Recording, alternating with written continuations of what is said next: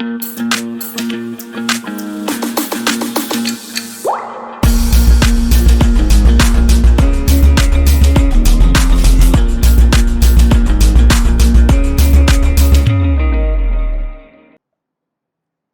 everyone, welcome back to the Layman Way and आज के lecture में हम ये देखने वाले हैं कि ऐसे कौन से ट्रिक्स आप यूज़ कर सकते हो इंटेलिजेंट गेसिंग के लिए। और ये जो सीरीज़ रहेगी इसमें हम क्या करने वाले हैं, इसमें हम प्रीवियस ईयर जो क्वेश्चन हैं जीएस के, जो प्रीलिम्स के प्रीवियस ईयर क्वेश्चन हैं उनमें जो ट्रिक्स लग रही हैं या फिर उनसे हम कुछ जो डिड्यूस करके इंटेलिजेंट गेसिंग कर सकते थे या कर सकते हैं आगे, या कुछ चीज़ें ऐसी हैं जो पर्टिकुलर टाइप का पैटर्न फॉलो करती हैं, उनको हम इसमें देखेंगे। तो अगर आप ये सीरीज़ कंप्लीट कर लेते हो, आखिरी एक महीने में हम ये सीरीज़ कर रहे हैं, सीसैट का भी सीरीज़ चल रहा है, इसका भी हम स्टार्ट कर रहे हैं। तो ये अगर आप कर लेते हो तो 20+ मार्क्स आप एडिशनल स्कोर कर सकते हो ओवर एंड अबव जितना आपको आता है। अब इसका मतलब ये नहीं है कि पढ़ाई कुछ नहीं करी है और सिर्फ ट्रिक्स के बेसिस पे चल रहे हैं, ऐसा कुछ नहीं है। पढ़ाई आपको करनी पड़ेगी, है ना। नॉलेज तो है ही आपकी, उसको यूज़ करके थोड़ा बहुत नॉलेज, थोड़ा बहुत इंटेलिजेंट गेसिंग कैसे कर सकते हो वो हम देखने वाले हैं इसमें, है ना। तो ये मत समझ लेना कि भाई इसको पढ़ लिया तो हमको अपना कोर्स रिवाइज करने का ज़रूरत नहीं है, ऐसा नहीं है। कोर्स तो रिवाइज करने का ज़रूरत है ही आपको, प्लस इंटेलिजेंट गेसिंग कैसे करनी है वो हम इस कोर्स में सीखेंगे।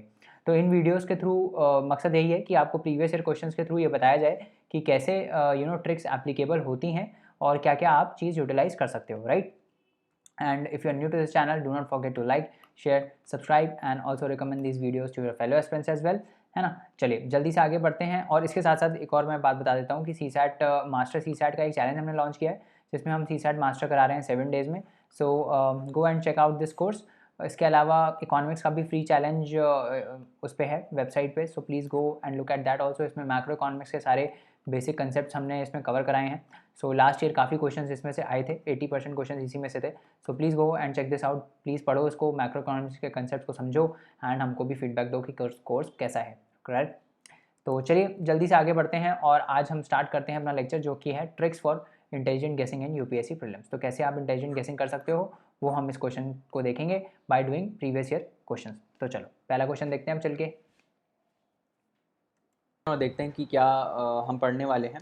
और उस आगे पढ़ने से पहले हम ये भी देख लेते हैं कि हमने लास्ट जो हमारा 2020 का डिस्कशन था प्रीलिम्स के पेपर का, उससे हमने क्या क्या चीज़ें सीखी, क्योंकि ये चीज़ें आगे भी काम आएंगी, इस पेपर में भी ये चीज़ें काम आएंगी।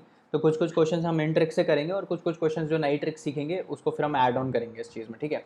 तो पहला हमने क्या सीखा कि एक्सट्रीम स्टेटमेंट जो होते हैं वो जनरली रॉन्ग होते हैं, ठीक है। जैसे ओनली वाले हो गए, है ना, मस्ट हो गया, मस्ट हो गया, है ना, एवरी हो गया। तो ये जो जो भी एक्सट्रीम बहुत ही दावे के साथ चीज़ें बोली जाती हैं वो जनरली गलत होती हैं, ठीक है। Again this word is generally, हमेशा गलत नहीं होती, जनरली गलत होती है, ठीक है। तो अगर मान लो आपको नहीं आ रहा है क्वेश्चन, है ना, आपको नहीं पता है कि वो स्टेटमेंट सही है कि नहीं है, तो आप एक कैलकुलेटेड गेस ले सकते हो कि अगर वो एक्सट्रीम स्टेटमेंट है तो आप उसको गलत मार सकते हो, ठीक है। तो पहला था ये, ठीक है। दूसरा हमने देखा था गवर्नमेंट स्कीम्स के बारे में कि गवर्नमेंट स्कीम्स जितनी भी आती हैं, जो गवर्नमेंट स्कीम्स के बारे में क्वेश्चंस पूछे जाते हैं उसको जनरली पॉजिटिव लाइट में शो किया जाता है हमेशा, क्योंकि गवर्नमेंट नहीं चाहती कि वो अपने नेगेटिव पॉइंट्स को बाहर शो करे, है ना। तो जनरली जो गवर्नमेंट स्कीम्स के ऑप्शंस रहते हैं उनमें जितने भी पॉजिटिव स्टेटमेंट्स होते हैं about the government schemes that are generally correct. तो जितने भी गवर्नमेंट इनिशिएटिव्स होते हैं या गवर्नमेंट स्कीम्स होती हैं उनके जो पॉजिटिव पॉइंट्स होते हैं वो जनरली सही होते हैं ना। तो अगर आपको उसमें भी नहीं आ रहा है और जो सब्जेक्टिव स्टेटमेंट्स होती हैं बहुत ही कुछ जिसमें कोई भी दावा नहीं किया जा रहा है, जनरल स्टेटमेंट्स जो होती है ना, कि जनरल स्टेटमेंट जो भी होती हैं वो सारी जनरली सही होती हैं ना। एक हमने ये चीज़ देखी थी। फिर हम देख रहे थे कि फ्यूचरिस्टिक टेक्नोलॉजीज़ जो हैं, जैसे एआई हो गया, नैनो हो गया, बायोटेक हो गया, जो एमर्जिंग टेक्नोलॉजीज़ हैं जो अभी नई आ रही हैं, वो उनकी जो पोटेंशियल है वो बहुत ही अनलिमिटेड है। तो अगर उसके एप्लीकेशन पे कोई क्वेश्चन आ रहा है कि भाई एआई कहाँ यूज़ हो सकता है या नैनो टेक्नोलॉजी कहाँ यूज़ हो सकता है, तो मतलब जनरली उसके सारे ऑप्शन सही रहते हैं, क्योंकि अनटिल अनलेस बहुत ही वेग ऑप्शन नहीं है ना। जैसे मैंने बात किया था कि भाई जो है हम प्लास्टिक बॉटल से रैट को बना देंगे या कोई प्लास्टिक बॉटल से एक ह्यूमन बींग बना देंगे, तो ये बहुत ही वेग स्टेटमेंट्स है ना, ये चीज़ सही नहीं हो सकती। बट जनरली जो नॉर्मल स्टेटमेंट्स होती हैं कि भाई एआई का हम डेटा ट्रांसफ़र में यूज़ कर सकते हैं या फिर वायरलेस ट्रांसमिशन ऑफ इलेक्ट्रिसिटी में यूज़ कर सकते हैं, तो ये सब जनरली सही होता है ना, ये पॉसिबिलिटी है, हो सकता है, ठीक है। तो वो जनरली ऑप्शन सही रहते हैं। और साइंस एंड टेक का जब क्वेश्चन रहता है तो उसमें हमें बैक ऑफ द माइंड अपने ये रखना है कि सारे ऑप्शन सही हो सकते हैं, बट ऐसा मान के नहीं चल रहे हैं ना। बस एक बैक ऑफ द माइंड होना चाहिए ताकि हम सारे ऑप्शंस को उसी पॉइंट ऑफ व्यू से एनालाइज कर पाएँ, है ना। तो ये हो गया। फिर एक था कि सब्जेक्टिव स्टेटमेंट सारे सही होते हैं, जो भी कोई दावे के साथ बात नहीं हो रही होती है वो सारे चीज़ें सही होती हैं, है ना। फिर फिर मैंने आपको बताया था कि भाई क्वेश्चंस को पढ़ना बहुत ज़रूरी है और बहुत ही अच्छे से पढ़ना ज़रूरी है, क्योंकि जहाँ पे भी कहीं आपका ये आ जाए ना नॉट करेक्ट पूछा हो, ठीक है, ये सब वाले क्वेश्चन जो होते हैं ना ये आपके गलत कराने के लिए होते हैं। क्वेश्चंस बहुत ईजी होते हैं बट आप करेक्ट मार के चले आते हो, ठीक है। तो ये जब भी नॉट करेक्ट वाला सीन आ रहा है तो इसमें आप उसको डबल अंडरलाइन कर लो, और जब भी आप आंसर मार रहे हो, है ना, तो एक बार क्रॉस चेक कर लो 2-3 बार कि हम आपने नॉट करेक्ट मारा है कि करेक्ट मारा है, ठीक है। तो उससे आपका जो है वो क्वेश्चन गलत नहीं होगा। और जहाँ पे आपको क्वेश्चन आता है, ठीक है, तो ओवर एक्साइटमेंट में कभी पेपर नहीं करना है ना, ये हमने डिस्कस किया था, ओवर एक्साइटमेंट में नहीं करना है, क्वेश्चन गलत हो जाते हैं। एक ये है। और फिर बाकी जो नई टेक्नोलॉजीज़ आ रही हैं, जैसे फार्मिंग में जो न्यू न्यू टेक्नोलॉजीज़ आ रही हैं, वो सब किस पे फोकस कर रही है, इको सस्टेनेबिलिटी पे, कि भाई सस्टेनेबल इन्वायरमेंट करना है, क्लाइमेट चेंज को फोकस करते हुए सारी टेक्नोलॉजीज़ बन रही हैं, ठीक है। तो कोई भी अगर ऐसा क्वेश्चन आता है जो नई टेक्नोलॉजी के बारे में है और वो आपको ये बोल रहा है कि हम इससे क्लाइमेट चेंज जो है वो इंटेंस हो जाएगा और ग्लोबल वार्मिंग बढ़ जाएगा, तो वो जनरली गलत होगा, क्योंकि जितनी भी नई टेक्नोलॉजीज़ और नए स्टार्टअप्स आ रहे हैं वो सारे अभी किस पे फोकस कर रहे हैं कि हम अपना एमिशन को कंट्रोल कर पाएँ, हम अपने एनडीसीज़ को बढ़ा मतलब एनडीसीज़ को अचीव कर पाएँ। तो कोई भी अगर ऐसी नई टेक्नोलॉजी आ रही है ना, जो क्लाइमेट के लिए बेकार है, क्लाइमेट को हैम्पर कर रही है, ठीक है, तो वो जनरली गलत होगी स्टेटमेंट, ठीक है।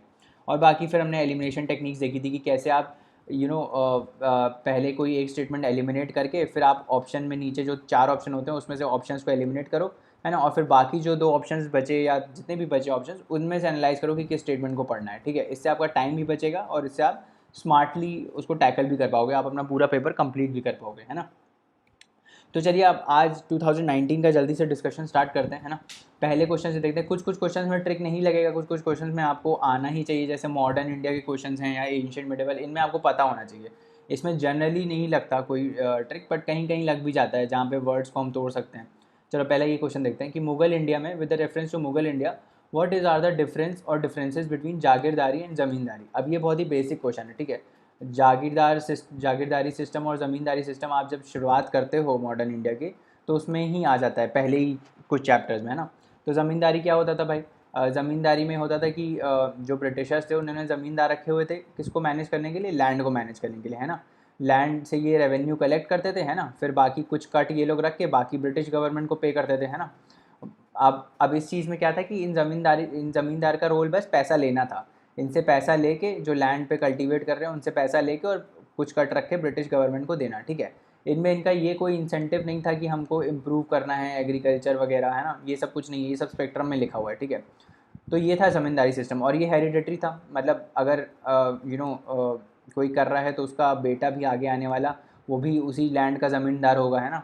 तो इस टाइप से ज़मींदारी सिस्टम चलता था।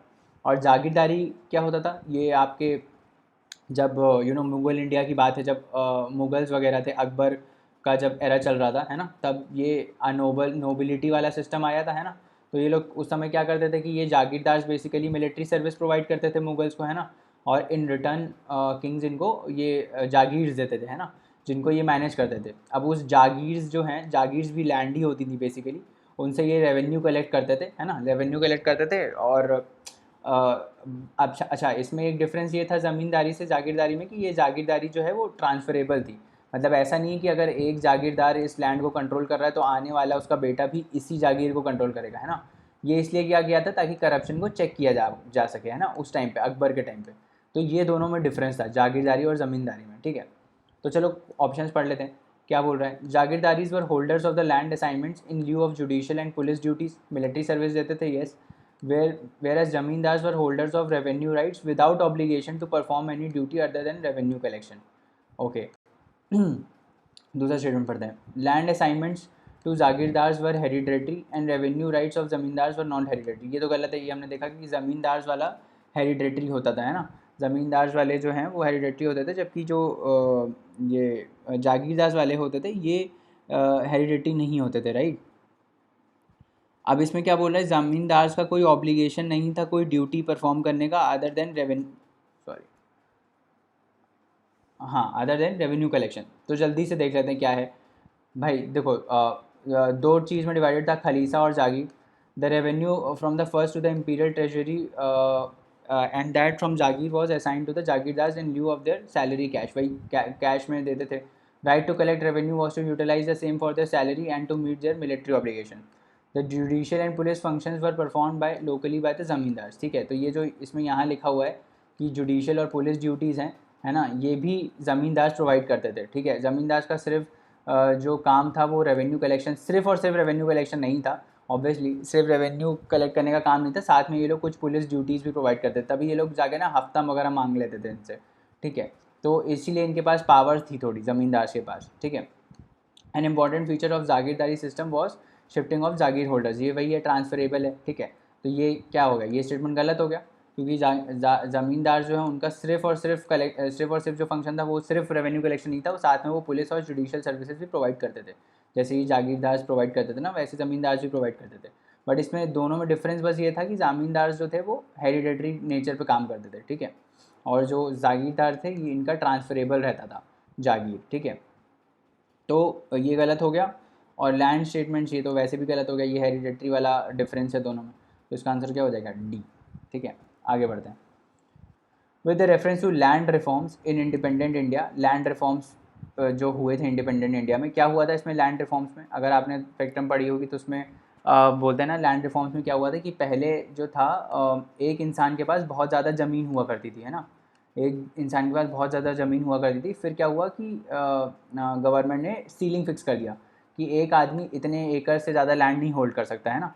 तो क्या हुआ था, ये जब इन्होंने किया तो क्या हुआ था कि लोगों ने क्या किया उस समय, ड्रॉबैक इसका ये था कि लोगों ने क्या किया कि अपने ही जो, मान लो इसके पास है, ये फैमिली का हेड है और इसके पास इतनी सारी ज़मीन है, तो उसने क्या किया, अपनी सीलिंग लिमिट तो यूटिलाइज़ कर ली, फिर बाकी जो जितने भी पार्ट्स हैं ना लैंड के, वो अपने फैमिली मेम्बर्स के नाम कर दिए. मतलब मान लो इसका बेटा होगा, इसकी चाची होगी, इसका चाचा होगा, तो उन सब के नाम कर दिए इसको मतलब. ठीक है, तो बेसिकली लैंड रिफॉर्म किए क्यों गए थे, क्या रीज़न था लैंड रिफॉर्म करने का, कि भाई जो जो लैंडलेस लेबरर्स हैं या लैंडलेस लोग हैं उनको ज़मीन मिल पाए.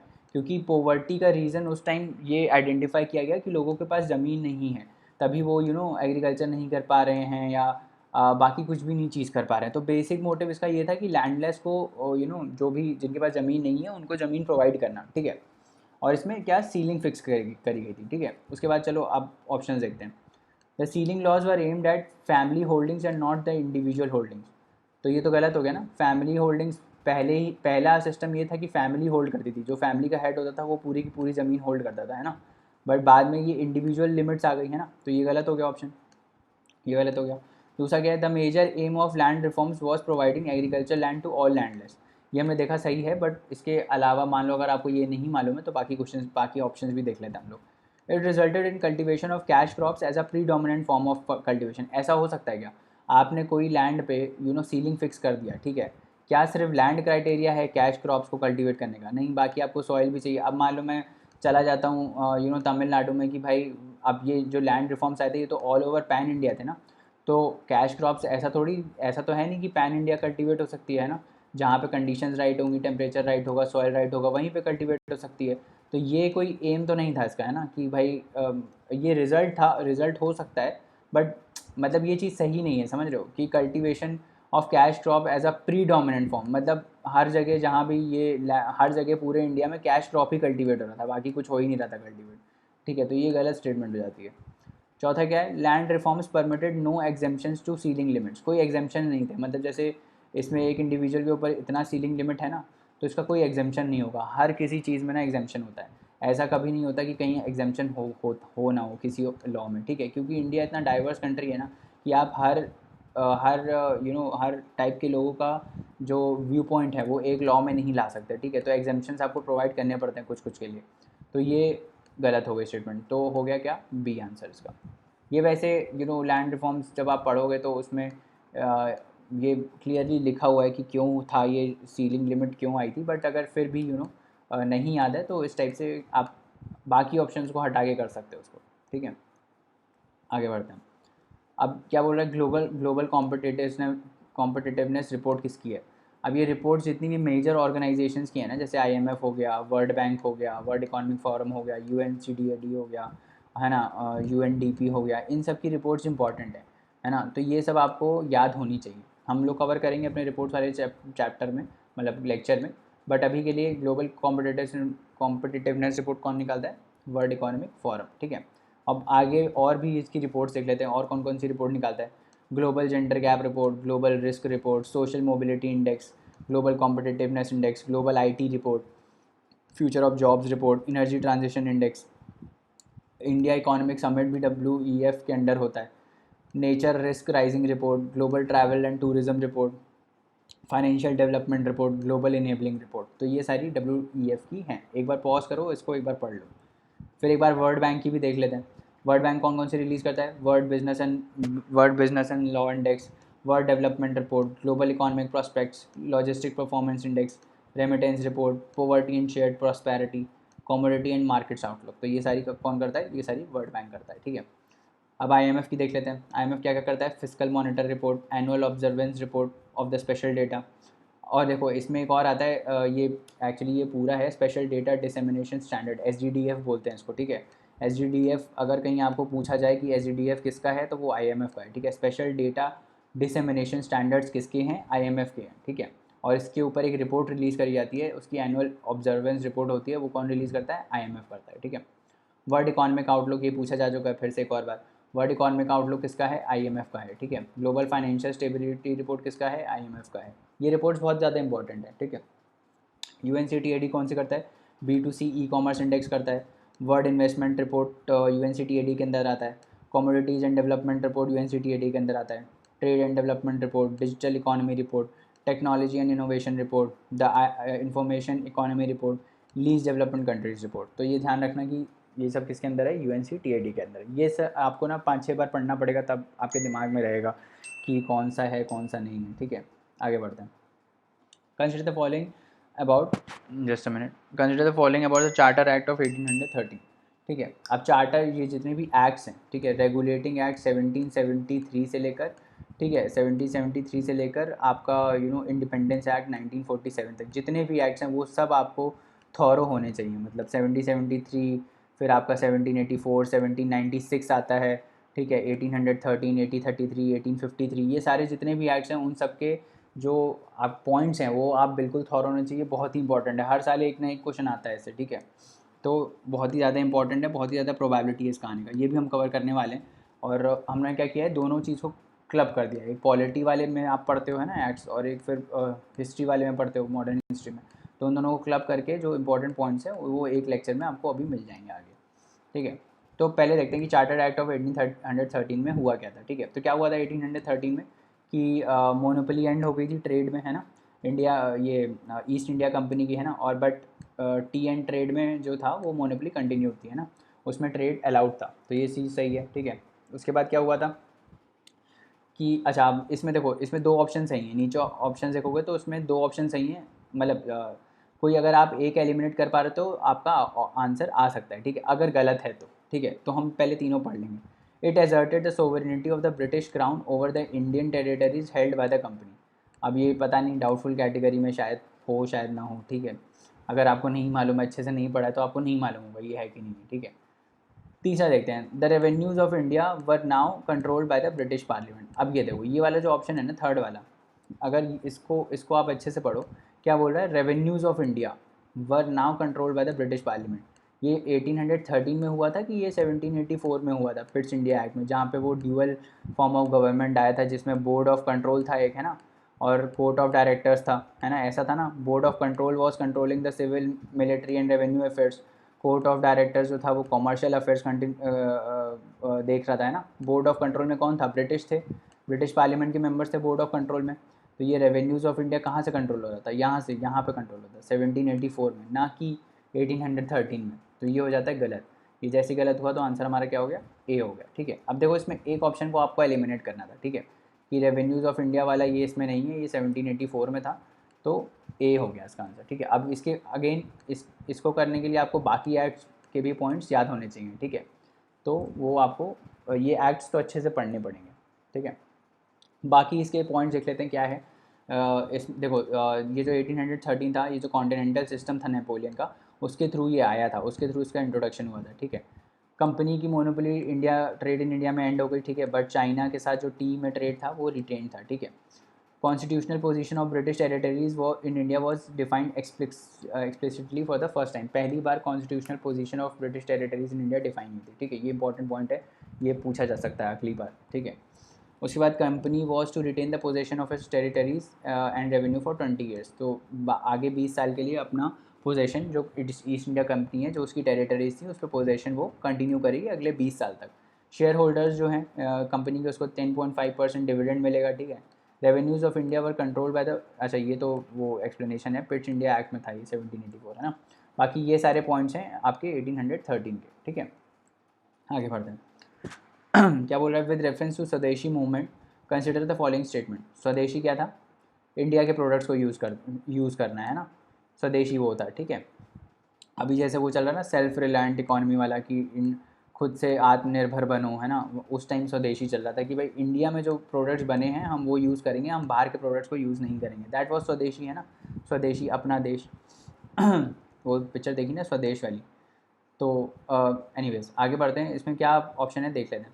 It contributed to the revival of indigenous artisan crafts and industries, yes, indigenous मतलब जो इंडिया में इंडिया की लोकली आर्टिशंस की आर्टिशंस क्राफ्ट्स उनकी इंडस्ट्रीज थी, है ना, उनको बूस्टअप मिला स्वदेशी मूवमेंट से, यस डेफिनेटली स्वदेशी का काम ही यही था, तो पहला सही हो गया।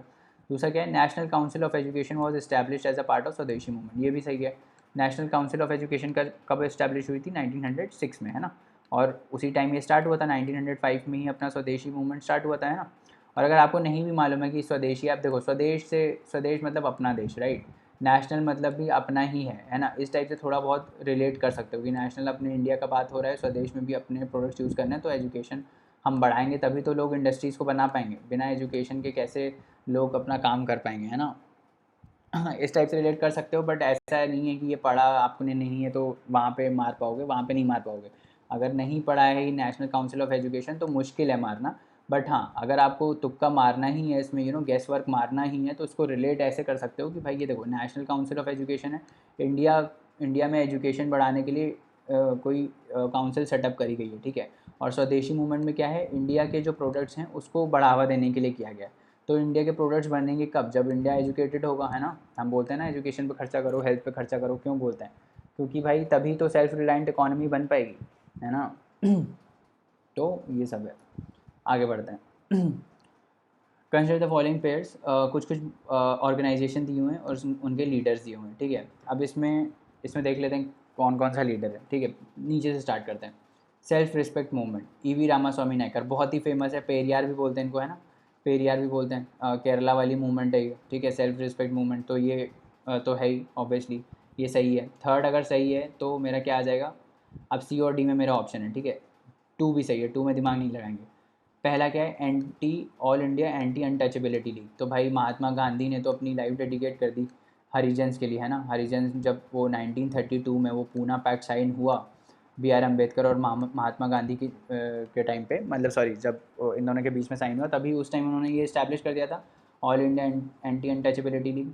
तो आपको इतना थोड़ा बहुत तो ऐसा नहीं है कि बिल्कुल ही आइडिया नहीं है कि महात्मा गांधी ने कुछ काम ही नहीं किया है अनटचेबल्स के लिए, उन्होंने बहुत काम किया है। तो अगर एकदम भी नहीं याद आ रहा है कि भाई कौन है ये, महात्मा गांधी हैं कि नहीं है, तो आप मार सकते हो इस चीज़ को, क्योंकि देखो ऑप्शंस में भी पहली बात तो 3 में है 1, है ना, 3 में 1 है तो प्रोबेबिलिटी सही होने का ज़्यादा हो जाता है। और ऊपर से महात्मा गांधी ने कितना अनटचेबिलिटी के ऊपर काम किया है, ठीक है, हरिजन मैगजीन से लेकर उन्होंने खुद जाके स्ट्रीट साफ किए, ठीक है। तो वो जो है ना, तो आप इजीली इसको मार सकते हो। और अगर आपने वो वाला इंडियन नेशनल मूवमेंट वाला पार्ट पढ़ा है जो कि बहुत ज़्यादा इंपॉर्टेंट है, 1932 वाला पार्ट, है ना, तो आपको तो पता होना ही चाहिए, ये बेसिक है, ये अगर नहीं पता है तो हिस्ट्री आपने अच्छे से पढ़ी नहीं है, ठीक है। तो anti anti all India anti untouchability league किसका है, महात्मा गांधी का है, ठीक है। तो इसका आंसर क्या हो जाएगा, डी हो जाएगा, ठीक है।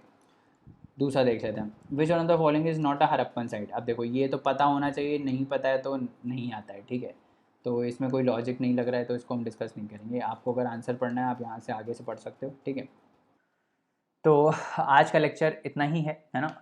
अगले लेक्चर में और क्वेश्चंस को हम डिस्कस करेंगे। For more such lectures you can visit our website www.thelaymanway.com, जहाँ पे खूब सारे फ्री कोर्सेज अवेलेबल हैं। आप हमें व्हाट्सएप भी कर सकते हैं 7724886251 पे, अगर आपको कोई क्वेरी है प्रीलिम्स के रिगार्डिंग, मेंस के रिगार्डिंग, या स्ट्रैटेजी कैसे फॉलो करनी चाहिए, क्या फॉलो करनी चाहिए।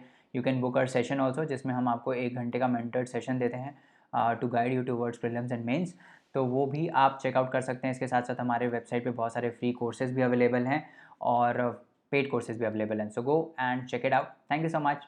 पढ़ते रहिए, हार्ड वर्क करते रहिए। अगले लेक्चर में मिलते हैं। Bye bye and take care.